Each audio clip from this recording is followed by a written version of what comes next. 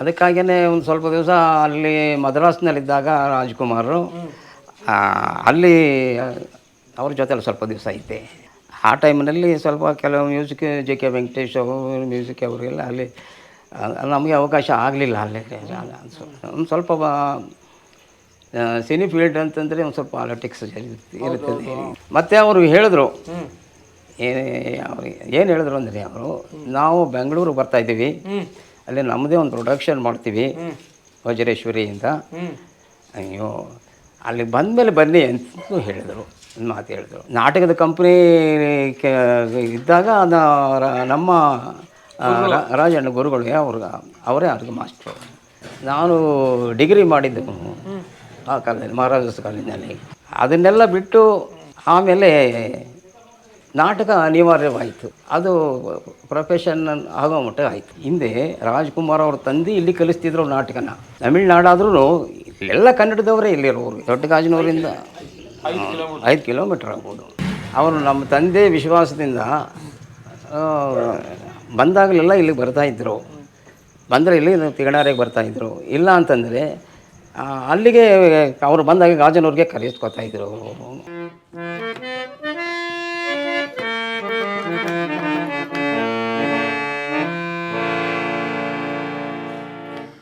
ನಾನೇ ವೀಣೆ ನೀನೆ ತಂತಿ ಅವನೇ ವೈಣಿಕ,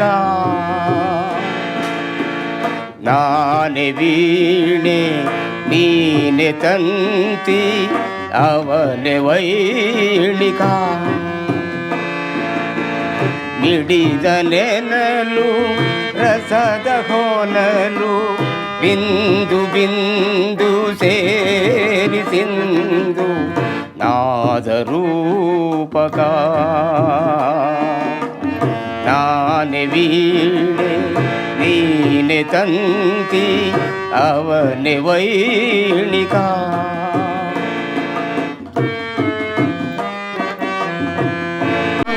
ದೇವಾ ತಿರಿಕಾಂತ ದೇವಾ ಭವಭಂಜನಾ ಭಂಜನಾ ದೇವಾ ಸುರವಂದಿತಾ, ಪಾಪನಾಶನಾ ದೇವಾ ದೇವಾ ಪಾಪನಾಶನಾ.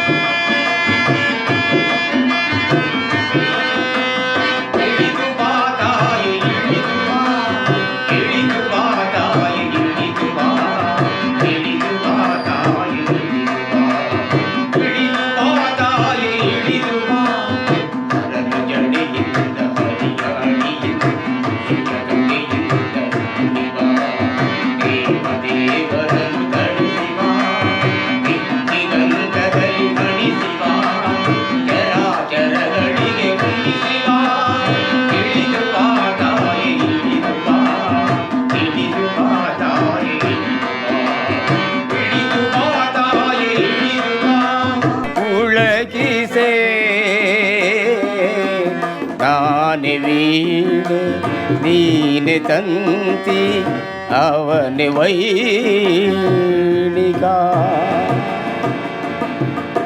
ಆತ್ಮೀಯ ಜನಪದ ಸಿರಿ ವೀಕ್ಷಕರಿಗೆ ನಿಮ್ಮ ಜರಗನಹಳ್ಳಿ ಕಾಂತರಾಜು ಮಾಡುವ ನಮಸ್ಕಾರಗಳು. ಸ್ನೇಹಿತರೆ, ಇದೊಂದು ವಿಶೇಷವಾದ ಸಂಚಿಕೆ. ವಿಷಯ ವಿಷಾದನೀಯ, ಆದರೆ ನಮ್ಮ ನಡುವೆ ಬಾಳಿದ ಸಾಧಿಸಿ ಹೋದ ಪುಣ್ಯಾತ್ಮರನ್ನು ನೆನೆಸ್ಕೊಳ್ತಕ್ಕಂಥದ್ದು ಕೂಡ ನಮ್ಮ ಸೌಭಾಗ್ಯ ಅಂತ ನಾನು ಭಾವಿಸ್ತಾ, ಕಳೆದ 2.5 ವರ್ಷಗಳ ಹಿಂದೆ 2.5-3 ವರ್ಷಗಳ ಹಿಂದೆ ಚಾಮರಾಜನಗರ ಜಿಲ್ಲೆಯ ಗಡಿ ಭಾಗವಾದ ತಾಳವಾಡಿ ದೊಡ್ಡಗಾಜನೂರು, ತಮ್ಗೆ ಗೊತ್ತಿದೆ, ಡಾಕ್ಟರ್ ರಾಜ್ಕುಮಾರ್ ಅವರವರು. ಅದಾದ ನಂತರ ತಿಗಣಾರೆ ಅಂತ ಹೇಳಿ ಒಂದು ಗ್ರಾಮ ಬರ್ತದೆ. ತಿಗಣಾರೆಯಲ್ಲಿ ನೆಲೆಸ್ಕೊಳ್ತಾ ಸಾಂಸ್ಕೃತಿಕ ಕ್ಷೇತ್ರದಲ್ಲಿ, ವಿಶೇಷವಾಗಿ ರಂಗಭೂಮಿಯಲ್ಲಿ ಹಾರ್ಮೋನಿಯಂ ಮಾಸ್ತರ್ ಆಗಿ ಸುದೀರ್ಘ ಸೇವೆಯನ್ನು ಸಲ್ಲಿಸಿದಂತಹ ಶ್ರೀಯುತ ಜಾಯ್ಫುಲ್ ಜೈಶೇಖರ್ ಮಾಸ್ತರ್ ಅವರನ್ನು ನಾನು 3 ವರ್ಷದ ಹಿಂದೆ ಅವರ ಸ್ವಗ್ರಾಮ ತಿಗಣಾರೆಗೆ ಹೋಗಿ ಸಂದರ್ಶನ ಮಾಡಿದ್ದೆ. ಅಜ್ಜ ಅವತ್ತು ರಾತ್ರಿ ಮನೆಯಲ್ಲಿ ಎಲ್ಲ ಸ್ನೇಹಿತರನ್ನು ಸೇರಿಸಿ ನಮಗೆ ಒಳ್ಳೆ ಚಹಾ ಎಲ್ಲ ಕೊಡಿಸಿ ಅದ್ಭುತವಾದ ಸಂದರ್ಶನವನ್ನು ಕೊಟ್ಟಿದ್ದರು ಸ್ನೇಹಿತರೆ. ಆದರೆ ಕೆಲವು ಕೆಲಸದ ಒತ್ತಡಗಳು ಮತ್ತು ಈ ಹೊಸ ಸ್ಟುಡಿಯೋದ ಕೆಲಸ ಕಾರ್ಯಗಳು ಇವೆಲ್ಲ ಅದರ ಮಧ್ಯೆ ನಾನು ಅವರ ಸಂದರ್ಶನವನ್ನು ಎಡಿಟ್ ಮಾಡಿ ಹಾಕಲಿಕ್ಕೆ ಸಮಯ ಆಗೋಯಿತು.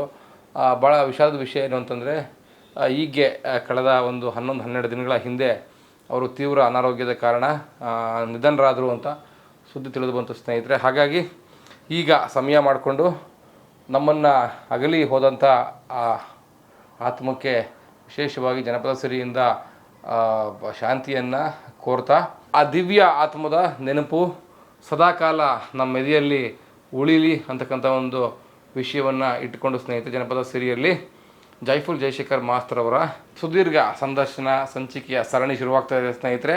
ಒಂದು ಕಡೆಗೆ ಅವರನ್ನು ಶಾಶ್ವತವಾಗಿ ಡಿಜಿಟಲ್ ಮುಖಾಂತರ ದಾಖಲಿಸ್ತಾ ಇದ್ದೀವಿ ಅಂತಕ್ಕಂಥ ಸಂತೋಷ, ಆದರೆ ಅಂಥ ಪುಣ್ಯಾತ್ಮನ ಕಳ್ಕೊಂಡ್ಬಿಟ್ವಲ್ಲ ನಾವು ಅಂತ ದುಃಖ ಇದೆ ಸ್ನೇಹಿತರೆ. ಎನಿವೆ, ಕಾಲ ಮುಂದೆ ಹೋಗಲೇಬೇಕು, ಒಂದು ಕಡೆ ನಿಲ್ಲಕ್ಕಾಗೋದಿಲ್ಲ.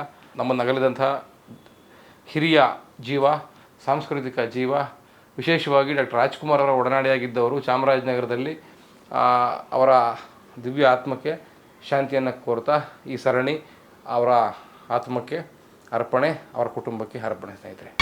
ಯವಗಾಜನೂರಿನ ಗಂಡು ಕಾಣಂಬು ತಡಿ ತಡಿಯುವ ಪೋಲಿ ಹುಡುಗರ ಜಾತಿ ಅಲ್ಲಂಬು. ಆತ್ಮೀಯ ಜನಪದ ಸಿರಿ ವೀಕ್ಷಕರಿಗೆ ನಿಮ್ಮ ಜರ್ನಳ್ಳಿ ಕಾಂತರಾಜು ಮಾಡುವ ನಮಸ್ಕಾರಗಳು ಸ್ನೇಹಿತರೆ. ಒಂದು ವಿಶೇಷವಾದ ವ್ಯಕ್ತಿತ್ವದೊಂದಿಗೆ ನಾನು ನಿಮ್ಮ ಮುಂದೆ ಹಾಜರಾಗಿದ್ದೀನಿ ಇವತ್ತು. ಜೈಫುಲ್ ಜಯಶೇಖರ್ ಮಾಸ್ಟರ್ ಅಂತಂದರೆ ಇತಿಹಾಸ ನೆನಪಲ್ಲಿ ಇಟ್ಕೊಳ್ತಕ್ಕಂಥ ಒಂದು ಹೆಸರು ಸ್ನೇಹಿತರೆ. ಅವ್ರನ್ನ ನಿಮಗೆ ಪರಿಚಯ ಮಾಡಿಕೊಡ್ತೀನಿ.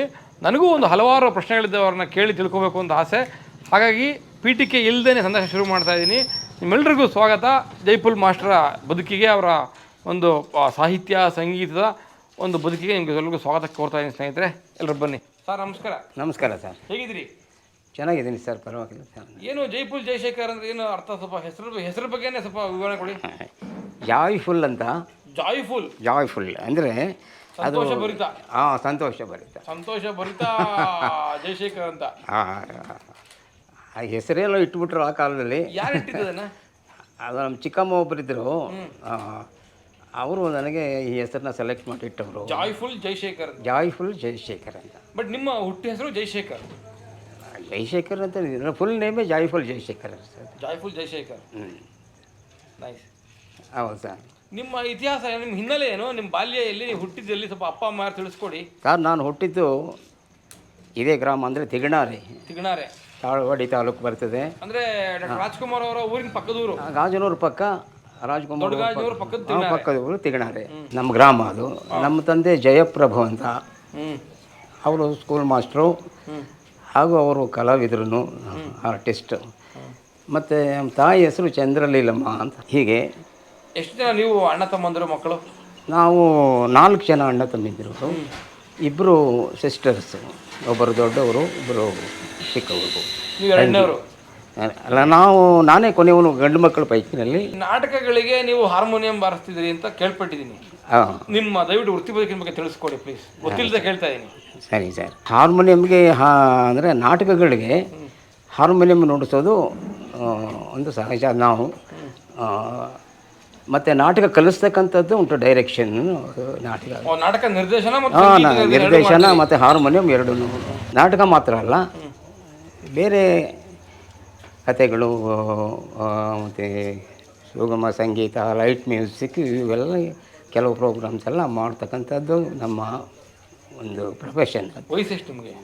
ನನಗೆ ರೀಚಿಂಗ್ 80 ವರ್ಷ ತಲುಪ್ತಾ ಇದ್ದಾರೆ. ಒಂದು ತುಂಬ ಇಂಟ್ರೆಸ್ಟಿಂಗ್ ಪ್ರಶ್ನೆ ಹೇಳಿ ಸರ್. ಡಾಕ್ಟರ್ ರಾಜ್ಕುಮಾರ್ ಅವ್ರಿಗೂ ನಿಮಗೂ ಸಂಬಂಧ ಇತ್ತಂತಲ್ಲ, ಏನು ಸ್ವಲ್ಪ ತಿಳಿಸ್ಕೊಡಿ. ಡಾಕ್ಟರ್ ರಾಜ್ಕುಮಾರ್ ಅವರ ತಂದೆನೂ ನಮ್ಮ ತಂದೆನೂ ಸ್ನೇಹಿತರು.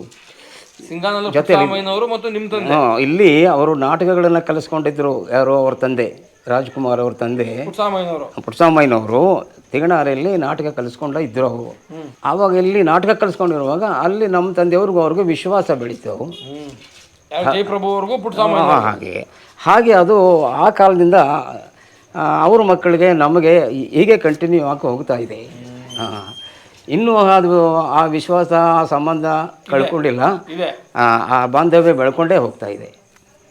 ಅಂದರೆ ಈಗಿನ ಅವರ ಮುಂದಿನ ತಲೆಮಾರು ಶಿವರಾಜ್ ಕುಮಾರ್ ಆಗ್ಬೋದು, ರಾಘವೇಂದ್ರ ರಾಜ್ಕುಮಾರ್ ಆಗ್ಬೋದು, ಸಂಪರ್ಕದಲ್ಲಿದ್ದಾರೆ. ಅವರು ಸ್ವಲ್ಪ ಇವಾಗ ಸ್ವಲ್ಪ ಡಿಸ್ಟೆಂಟ್ ಅಂತ, ಸ್ವಲ್ಪ ದೂರ. ರಾಜ್ಕುಮಾರ್ ಅವರು ನಿಮ್ಮ ಸಂಪರ್ಕದಲ್ಲಿ ಇದ್ರು? ಅವರು ಇದ್ರು. ಏನು ನಿಮ್ಮದು ಅವ್ರದ್ದು ಅನುಬಂಧ ಏನು, ನಿಮ್ಮದು ಅವ್ರದ್ದು ಅನುಭವಗಳೇನು ಬದುಕಲ್ಲಿ? ಅವ್ರ ಜೊತೆ ನಮ್ಮ ಅನುಭವಗಳು ಅಂತಂದರೆ, ನಾವು ಅವರು ಬಂದಾಗಲೆಲ್ಲ ಇಲ್ಲಿ ಬರ್ತಾಯಿದ್ರು. ಮತ್ತು ಅವರು ತುಂಬ ವಿಶ್ವಾಸಿಗಳು ಅಂದರೆ, ನಮ್ಮೂರು ಮನೆಗಾರರು ಅಂದರೆ ಇವರ ತಂದೆಯವರು ಶೇಷಾಚಾರ್ಯ ಅಂತ, ಅವರಿಗೆ ತುಂಬ ಆಪ್ತರು ಅವರು. ಯಾರು ರಾಜ್ಕುಮಾರ್ಗೆ ಅವರು ವಿಶ್ವಾಸ ಅಂತ. ಅಲ್ಲಿ ಬಂದಾಗಲೆಲ್ಲ ಇಲ್ಲಿ ಬರ್ತಾಯಿದ್ರು. ಮನೆಗಾರರು ಅಂದ್ರೆ ಏನು ಅರ್ಥ? ಎಲ್ಲಿ? ಓ ಹೌದಾ? ಬಂದರೆ ನಮ್ಮ ತಂದೆ ನಮಸ್ಕಾರ ಮಾಡದೆ ಹೋಗ್ತಿದ್ವಿ. ರಾಜ್ಕುಮಾರ್ ಅವರು ಸಂಪತ್ತಿಗೆ ಸಭಾ ಶೂಟಿಂಗ್ ತೆಗಿಬೇಕಾದ್ರೆ ನಮ್ಮಲ್ಲಿ ಇಲ್ಲೇ ನಮ್ಮ ತೆಗೆದಿದ್ದು. ತಂದೆನೇ ಎಲ್ಲ ಡೈರೆಕ್ಷನ್ ಕೊಟ್ಟಿದ್ದು. ಮತ್ತೆ ಅವಾಗ ನನಗೆ ಹುಷಾರಿಲ್ಲ. ಯಾರಿಗೆ? ನನಗೆ ಹುಷಾರಿಲ್ಲ. ಆವಾಗ ಮನೆಗಾರರು ಅಲ್ಲಿ ಬರಬೇಕು ಅಂತ ಅವ್ರು ಕರೆದಿದ್ದಾರೆ. ಯಾರನ್ನ? ಮನೆಗಾರನ್ನ. ಆವಾಗ ನಮ್ಮ ಎಲ್ಲ ಮಗನಿಗೆ ತುಂಬ ಸೀರಿಯಸ್ ಆಗಿದೆ, ಬರೋಕ್ಕಾಗ್ತಾ ಇಲ್ಲ. ಮೇಕಪ್ ಮಾಡ್ಕೊಂಡು ಎಲ್ಲ ಬಂದ್ಬಿಟ್ರು. ಶೇಷಗಿರಿ ರಾವ್, ರಾಜ್ಕುಮಾರು, ಪಂಚಮಣಿ, ಮಂಜುಳಾ ಎಲ್ಲ ನಮ್ಮನೆ ಬಂದು ಆರ್ಟಿಸ್ಟ್ ಯಾರೂ ನನ್ನ ನೋಡಲಿಲ್ಲ. ಬಟ್ ನನ್ನ ನೋಡಿದ್ರು, ಶೇಷಗಿರಿ ರಾವ್ ನೋಡಿದ್ರು.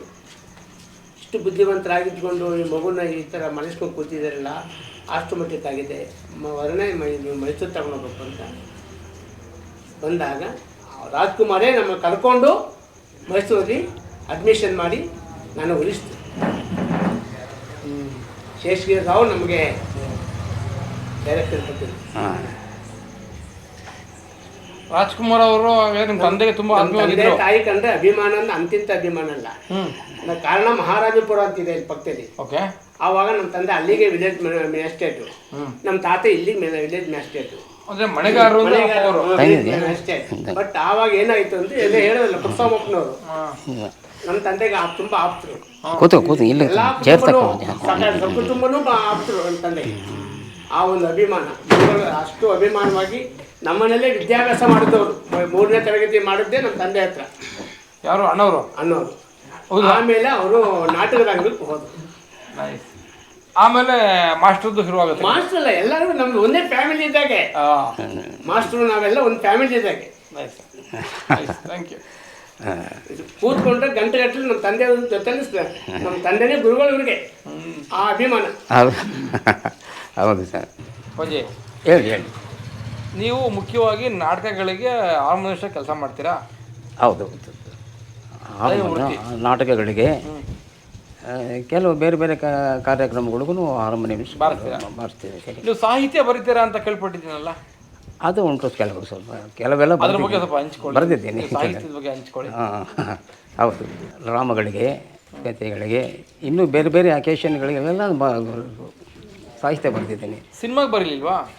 ಸಿನಿಮಾಗಿಲ್ಲ, ಸಿನಿಮಾ ಅವಕಾಶ ಸಿಕ್ಕಲಿಲ್ಲ. ಹೌದಾ? ಸಿಕ್ಕಲಿಲ್ಲ. ಅದು ಬರೆಯೋಕ್ಕೆ ಆಗಲಿಲ್ಲ, ಅದು ಅವಕಾಶವೂ ಆಗಲಿಲ್ಲ. ನಾಟಕಕ್ಕೆ ಬರ್ದಿರಿ? ನಾಟಕಗಳಿಗೆ, ಕಥೆಗಳಿಗೆ, ಡ್ರಾಮಾಗಳಿಗೆಲ್ಲ ಬರ್ದಿರಿ? ಡ್ರಾಮಾಗಳಿಗೆ, ಚರ್ಚ್ಗಳಿಗೆ ಹೋಗಿದ್ದು ಬಂದರು. ಪಾಪ ಮೆಡ್ರಾಸ್ ಕರ್ಕೊಂಡು ಹೋಗಿ ಅಂತ ಕಳಿಸಿ ಮೆಡ್ರಾಸ್ಗೆ ಹೋಗಿದ್ದು ಅವ್ರಿಗೆ ಅವಕಾಶ ಕೊಡಲಿಲ್ಲ. ಇವತ್ತು ಇವರು ಜೈಪುರ ದೇಶೇಖರ ಮಾಸ್ಟರ್ ಯಾವುದೋ ಒಂದು ದೊಡ್ಡ ಸ್ಥಾನದಲ್ಲಿ ಇರಬೇಕಾಗಿತ್ತು. ಇವಾಗ ನಿಮ್ದು ಕೂತ್ಕೊಂಡು ನಿಮ್ಗೆ ರಚನೆ ಮಾಡಿ ಅಂತ ಇವಾಗ ನಿಮ್ಗೊಂದು ಹಾಡು ಪಡ್ಬಿಡ್ತಾರೆ. ಅಂತ ಒಂದು ಮೇಧಾವಿ ಸುಮ್ಮನೆ ಈಗ ನಿಮ್ಮನ್ನ ಪರೀಕ್ಷೆ ಮಾಡ್ಬಿಟ್ಟು ನಿಮ್ಮ ಮೇಲೆ ಒಂದು ಹಾಡು ಹಾಕ್ತಾರೆ. ಈಗ ಅಂತ ಒಂದು ಭಗವಂತ ಒಂದು ಶಕ್ತಿ ಕೊಟ್ಟಿದ್ದಾನೆ. ಏನು ಮಾಡೋದು?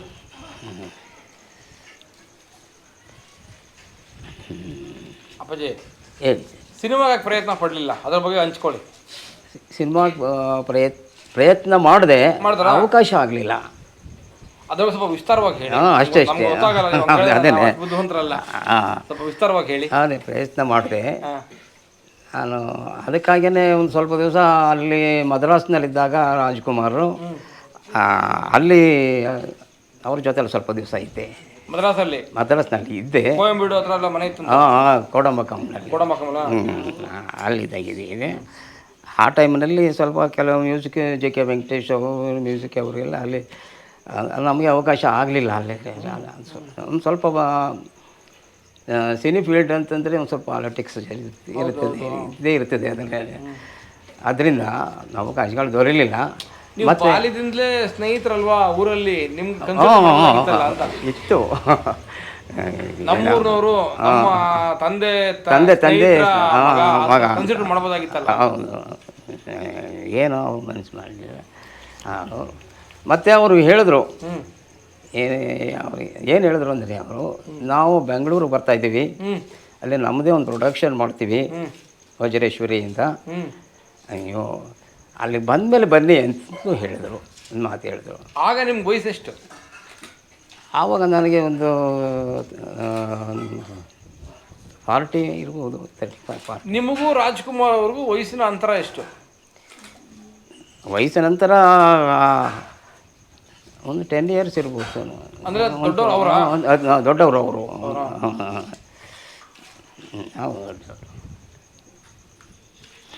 ಅವರು ಅಭಿನಯಿಸಿದಂತಹ ನಾಟಕಗಳಿಗೆ ನೀವೇನು ಹಾರ್ಮೋನಿ ಭಾಷೆ? ಇಲ್ಲಿ ನಾಟಕಕ್ಕಿಲ್ಲ ಅಂತಾನೆ. ಅವರು ನಾಟಕದ ಕಂಪ್ನಿ ಇದ್ದಾಗ ನಮ್ಮ ರಾಜಣ್ಣ ಗುರುಗಳಿಗೆ ಅವರೇ ಅವ್ರಿಗೆ ಮಾಸ್ಟ್ರು ಆವಾಗ. ನಿಮ್ಮ ಕುಟುಂಬದ ಬಗ್ಗೆ ಪರಿಚಯ ಮಾಡಿಕೊಡಿ. ನಮ್ಮ ಕುಟುಂಬದ ಬಗ್ಗೆ ಅಂತಂದರೆ ನನಗೆ 3 ಜನ ಮಕ್ಕಳು ಇರೋರು. ಇವಾಗ 2 ಗಂಡು ಮಕ್ಕಳು ಹೋಗ್ಬಿಟ್ರು, 3 ಜನ ಮಕ್ಕಳು. ಆ 3 ಜನ ಹೆಣ್ಣು ಮಕ್ಕಳು, 3 ಜನ ಹೆಣ್ಣು ಮಕ್ಕಳಿಗೂ ಮದುವೆ ಆಗಿದೆ. ಸರಿ, ಗಂಡು ಮಕ್ಕಳು ಹೋಗ್ಬಿಟ್ರು ಅಂತ ಚಿಕ್ಕ ವಯಸ್ಸಲ್ಲೇ ಹೋಗ್ಬಿಟ್ರು? ಸಣ್ಣ ವಯಸ್ಸಿನಲ್ಲೇ ಹೋಗ್ಬಿಟ್ರು ಅವರು.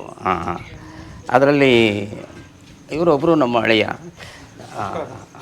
ಹಿರಿ ಮಕ್ಕಳ ಹಳೆಯ ಮೈಸೂರಿನ ಅವರೊಬ್ಬರು ಅವರು ಇಲ್ಲಿ ಇಬ್ಬರು. ಇನ್ನೊಬ್ಬರು ಇಲ್ಲಿ ಬಂದಿಲ್ಲ ಅವರು. ನೀವು ನಿಮ್ಮ ವೈಫ್ ಬಗ್ಗೆನೇ ಮಾತಾಡಿ. ಅವರು ಎಕ್ಸ್ಪೈರ್ ಆಗಿಬಿಟ್ರು. ಒಂದು 3-4 ವರ್ಷ ಆಗಿದೆ. ಯಾರು ಅವರು? ಪರಿಚಯ ಮಾಡಿಕೊಡಿ. ಅವ್ರು ಹೋಗ್ಬಿಟ್ರು ಸರ್. ಪರಿಚಯ ಅಂತಂದರೆ ಅವರು ಪ್ರಾಪರ್ ಮಾದಾಪುರ ಅಂತ ಚಾಮರಾಜನಗರ. ಗೊತ್ತು, ಚಾಮರಾಜನಗರದಿಂದ ನಗರದಿಂದ ಮೈಸೂರಿಗೆ ಹೋಗೋ ದಾರಿನಲ್ಲಿ ಮಾದಾಪುರ ಇದೆ, ಚಾಮರಾಜನಗರದ ಪಕ್ಕನೇ ಇದೆ. ಹೌದು, ಅಲ್ಲಿ ಅವರು ಅವ್ರಿಗೂ ಸಂಬಂಧ, ಅವರು ನಮ್ಮ ಹಳೆಯವ್ರಿಗೂ ಸಂಬಂಧ. ದುಃಖ ನೋವು ಇದೆಯಾ? ಯಾವ್ದು ಸರ್? ಇಂಡಸ್ಟ್ರಿನಲ್ಲಿ ನಿಮ್ಗೆ ಅವಕಾಶ ಸಿಗಲಿಲ್ಲ ಅಂದ್ರೆ ನಿಮ್ಗೆ ಏನಾದರೂ ದುಃಖ ಅಥವಾ ನೋವು ಮನಸ್ಸಲ್ಲಿದೆಯಾ? ಯಾವುದಕ್ಕೆ? ಸಿನಿಮಾ ರಂಗದಲ್ಲಿ ಅವಕಾಶಗಳು ಸಿಗಲಿಲ್ಲ. ಇಲ್ಲ, ಅದಿತ್ತು ಒಂದು ಕಾಲದಲ್ಲಿ. ಆಮೇಲೆ ಗ್ರ್ಯಾಜುವಲ್ ಆಗಿ ಯಾಕಂದರೆ ನಾನು ಡಿಗ್ರಿ ಮಾಡಿದ್ದು ಆ ಕಾಲದಲ್ಲಿ ಮಹಾರಾಜಾಸ್ ಕಾಲೇಜಿನಲ್ಲಿ. ಡಿಗ್ರಿ ಮಾಡಿ ಮತ್ತು ಒಂದು ಗೌರ್ಮೆಂಟ್ ಅಪಾಯಿಂಟ್ಮೆಂಟು ಸಿಕ್ಕಿತ್ತು. ಅದನ್ನೆಲ್ಲ ಬಿಟ್ಟು ಈ ಕಲೆ ಇದರಲ್ಲಿ ಸಿನಿಮಾ ರಂಗದಲ್ಲಿ ಹೋಗಬೇಕು ಅಂತ ಹೋದಾಗ ಅಲ್ಲಿ ಡಿಸಪಾಯಿಂಟ್ ಆಯಿತು ಜೀವನದಲ್ಲಿ. ಆಮೇಲೆ ನಾಟಕ ಅನಿವಾರ್ಯವಾಯಿತು ಬದುಕಿಗೆ. ಅದು ಪ್ರೊಫೆಷನ್ ಆಗೋ ಮಟ್ಟ ಆಯಿತು. ಅದರಲ್ಲೇ ಹೋಗ್ತಾ ಇದ್ದೀರಾ? ಆಯ್ತು. ನಿಮ್ಮ ತಿಗಣಾರೆ ಊರಿನ ವಿಶೇಷ ಏನು? ನಮ್ಮ ತಿಗಣಾರೆ ಊರಿನಲ್ಲೂ ವಿಶೇಷ ಅಂದರೆ ಇಲ್ಲಿ ಇರ್ತಕ್ಕಂಥವರು ಸಾಮಾನ್ಯವಾಗಿ ನಾಟಕ ಕಲೆಯಲ್ಲಿ ತುಂಬ ಮುಂದುವರೆದವರು. ಹಿಂದೆ ರಾಜ್ಕುಮಾರ್ ಅವ್ರ ತಂದೆ ಇಲ್ಲಿ ಕಲಿಸ್ತಿದ್ರು ನಾಟಕನ. ಕಲಾಗ್ರಾಮ ಇದು. ಕಲೆಗ್ರಾಮ ಇದು. ಅದರಲ್ಲಿ ನಾಟಕ ಮತ್ತು ಇವುಗಳಲ್ಲೆಲ್ಲ ತುಂಬ ಕಲೆಯಲ್ಲಿ ತುಂಬ ಇಂಪ್ರೂವ್ ಆದವರು. ಮತ್ತು ಯಾವುದೇ ಆಗಲಿ, ಸಂಗೀತವೇ ಆಗಲಿ, ನಾಟಕವೇ ಆಗಲಿ, ಅದನ್ನು ಕೇಳ್ತಕ್ಕಂಥ ಒಂದು ಶ್ರದ್ಧೆ, ಅದರ ಒಂದು ಅನುಭವಿಸಿ ಕೇಳ್ತಕ್ಕಂಥ ಒಂದು ಟ್ಯಾಲೆಂಟ್ ಇದೆ ನಮ್ಮ ಗ್ರಾಮದ ಇರ್ತಕ್ಕಂಥವ್ರಿಗೆ. ಅದನ್ನೆಲ್ಲ ತಮಿಳ್ನಾಡಾದ್ರೂ ಇಲ್ಲೆಲ್ಲ ಕನ್ನಡದವರೇ ಇಲ್ಲಿರೋರು. ದೊಡ್ಡ ಗಾಜನೂರಿನಿಂದ ಎಷ್ಟು ದೂರ ಇರೋರು? ದೊಡ್ಡ ಗಾಜನೂರಿಂದ 5 ಕಿಲೋಮೀಟರ್ ಆಗ್ಬೋದು. ಮತ್ತು ನಾನು ಕೆಲವು ಪ್ರಶಸ್ತಿಗಳೆಲ್ಲ ಕೊಟ್ಟರು. ರಂಗ ಇದು ಕನ್ನಡ ಸಂಸ್ಕೃತಿ ಇಲಾಖೆ ಮತ್ತೊಂದು ರಂಗಾಯಣ ದಸರಾ ಇದರಲ್ಲೆಲ್ಲ ಕೊಟ್ಟಿದ್ದಾರೆ. ಮಾಸಾಶನ ಕೊಡಲಿಲ್ಲ. ಯಾಕೆಂದರೆ ನೀವು ತಮಿಳ್ನಾಡಿನಲ್ಲಿ ಹುಟ್ಟಿದಿರಿ. ತಮಿಳು ರಾಜ್ಯದಲ್ಲಿ, ತಮಿಳು ಸರ್ಕಾರದಲ್ಲಿ ಸಂಸ್ಕೃತಿ ಇಲಾಖೆ ಅಂತ ಒಂದು ಇದೆಯಲ್ಲ. ಕನ್ನಡ ಇಲ್ಲಿ ತಮಿಳಲ್ಲಿ ಇಲ್ಲ ಸರ್. ತಮಿಳು ಡೆವಲಪ್ಮೆಂಟ್ ಡಿಪಾರ್ಟ್ಮೆಂಟ್ ಇರಬೇಕಲ್ಲ ಒಂದು. ನಾವು ಕನ್ನಡಿಗರು ಮುಂದೆ ಬಂದರೆ ಆಯೇ ಬೇಡ, ಮುಂದೆ ಬಂದರೆ ಒದೇ ಬೇಡ ಅನ್ನೋ ಸನ್ನಿವೇಶದಲ್ಲಿ ನಾವಿದ್ದೀವಿ. ತಮಿಳ್ನಾಡಿಗೆ ನೀವು ಕನ್ನಡಿಗರು, ಕರ್ನಾಟಕಕ್ಕೆ ನೀವು ತಮಿಳ್ನಾಡಿನವರು. ಹಾಂ ಅಲ್ವಾ ಅಪ್ಪಾಜಿ? ಹೇಳಿ ಸರ್. ಇವಾಗ ನಮ್ಮ ಮನೆಗಾರರ ಮಗ ಹೇಳಿದ್ರು, ರಾಜ್ಕುಮಾರ್ ಅವ್ರಿಗೂ ಈ ಊರಿಗೂ ಏನು ಸಂಬಂಧ ಅಂತ ಹೇಳಿದ್ರು. ನಿಮ್ಮ ಅವರ ಅನುಭವಗಳನ್ನ ಹಂಚ್ಕೊಳ್ಳಿ. ಅದನ್ನು ಕೇಳಲಿಕ್ಕೆ ನಾನು ಖುಷಿಯಾಗಿ ಬಂದಿರೋದು. ಸರಿ ಸರ್. ಅವರು ನಮ್ಮ ತಂದೆ ವಿಶ್ವಾಸದಿಂದ ಬಂದಾಗಲೆಲ್ಲ ಇಲ್ಲಿಗೆ ಬರ್ತಾಯಿದ್ರು. ಬಂದರೆ ಇಲ್ಲಿ ತಿಗಣಾರಿಗೆ ಬರ್ತಾಯಿದ್ರು. ಇಲ್ಲ ಅಂತಂದರೆ ಅಲ್ಲಿಗೆ ಅವರು ಬಂದಾಗ ಗಾಜನವ್ರಿಗೆ ಕರೆಸ್ಕೊತಾಯಿದ್ರು. ಆ ಥರ ವಿಶ್ವಾಸ ಬಂದ್ಕೊಂಡು ಮತ್ತು ಅವರು ಸೋದರ ಮಾವ ಒಬ್ಬರು ಬಿ ರಾಜಣ್ಣ ಅಂತ, ರಾಜಣ್ಣ ಮಾಸ್ಟ್ರು ಅಂತ, ಅವರು ಗುಬ್ಬಿ ಕಂಪ್ನಿಯಲ್ಲಿ ಹಾರ್ಮೋನಿಸ್ಟ್ ಆಗಿದ್ದರು. ಸುಮಾರು ಒಂದು 20 ವರ್ಷ ಅವರು ಸರ್ವಿಸ್, 20-25 ವರ್ಷ ಹಾರ್ಮೋನಿಸ್ಟ್ ಆಗಿದ್ದರು ಅಲ್ಲಿ. ಆವಾಗ ವೀರಣ್ಣವರಿದ್ದಾಗ ಅಲ್ಲಿ ಅವರು ಅಲ್ಲಿಂದ ಕಂಪ್ನಿ ಬಿಟ್ಟ ಮೇಲೆ ಇಲ್ಲಿ ಬಂದು ಗಾಜನೂರಿನಲ್ಲೇ ಸೆಟ್ಲ್ ಆಗ್ಬಿಟ್ರು. ಅವರು ನಮಗೆ ಗುರುಗಳು. ರಾಜ್ಕುಮಾರ್ ಅವರ ಸೋದರ ರಾಜಣ್ಣವರು ನಮ್ಮ ಗುರುಗಳು. ನಮ್ಮ ಗುರುಗಳು.